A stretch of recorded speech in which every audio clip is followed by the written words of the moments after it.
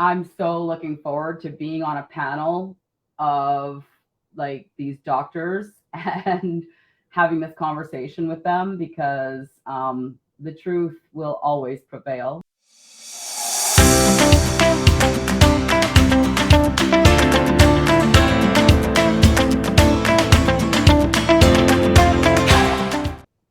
Yeah, let's just wrap it up as we come around third base, sliding into home to score the winning run. And this is for you, moms and dads that want to go from zero to hero. Not be the extra in their movie, but be the hero in their movie as you're the go-to person. The program allows us to have trust and connection. So you are the one they come to first for guidance, not to do for them. Show them how us big kids do it, mess it up, believe they can learn, and let them have a crack at it.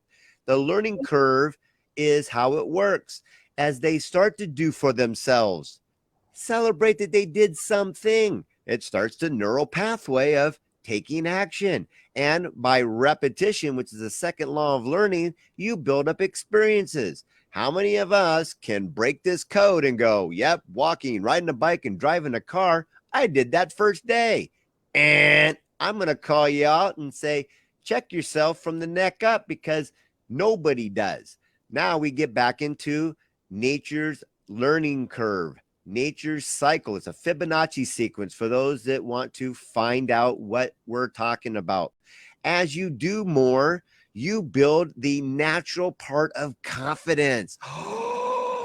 Look what I just did all by myself. Man has yet to develop a drug from the outside in that can even touch the euphoric feeling from the inside out of happiness, joy, love, and excitement. And the more you do, the better you get.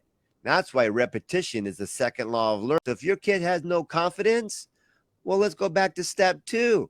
Somebody's got to step in and start to believe that they can actually learn and let them have a crack at it. Of course, it's faster to do it for them. But when you break that natural cycle of mother, father to son and daughter, you're breaking what is naturally in our animal kingdom, because there's not one other animal other than man that can be trained to do this backwards. Every offspring is trained. Mama shows them, they mess it up, you go, and now they've got the experience, the neural pathways of independence and confidence to not only see the vision of launching out of the nest. That's where you prosper, where if you do it for them, you rob them. You lick the red off the lollipop and you rain on their parade where they have no vision, and the kids are perishing at an exponential rate, and enough is enough. We're drawing the line. If you want to do what's right and get back on track, it's never too late for you. Yes, I'm talking to you to develop those missing life skills that your last 3 generational parents didn't know what to do, but they did the best they could, and get us back on track because our kids are shouting to the top of their voice, we are here, we are here, we are here. And when we can go from I see something I don't like to I see a little genius embracing their own uniqueness, and we start this process, yes, you will heal, guaranteed.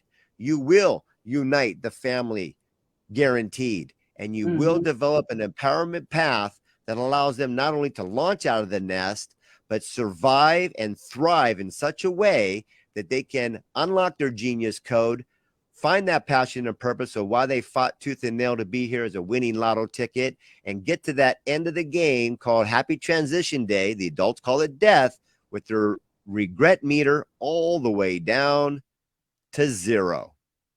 And that's the God honest truth. If you want to challenge me on it, I'll take anybody down from I didn't know to thank you so much for doing what you do.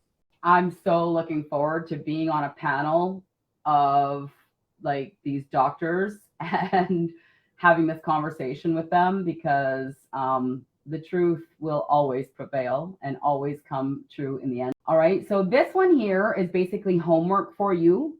You're going to choose what are the top 3 life skills you'd like your child to learn right now. And see, even though Tyler came here at 17, he needs to learn how to drive a car and get a job and do all this stuff. He did get a job, but he also need to learn to make his bed. He didn't know how to make his blankets even and tucked. So Tom took the time to show him that.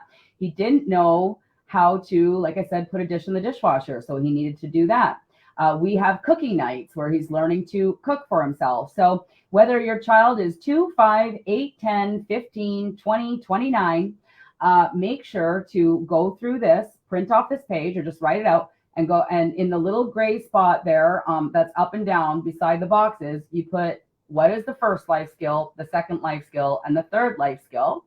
And then you're going to say, did I take the time to actually show them how to take a dish, put it in the dishwasher, take a toy, put it in the toy box, pull out everything from underneath the bed? Did I show them how to do that, or have I just told them I want them to do it before? So step number one is we need to take the time to show them. Then you take the dish out of the dishwasher, and then you have them take the dish and put it in the dishwasher. If they again put it in backwards, you take it back out, you have them, and then you show them again, and then you take it back out and then let them do it until they can do it as good as you. And yes, 5-year-olds and 6-year-olds can fold blankets, fold towels, fold clothes, clean the bathroom, sweep the floor, as well as any adult can. So before we bring Eve on to share, Tom, was there any plus one you wanted to add to this page right here?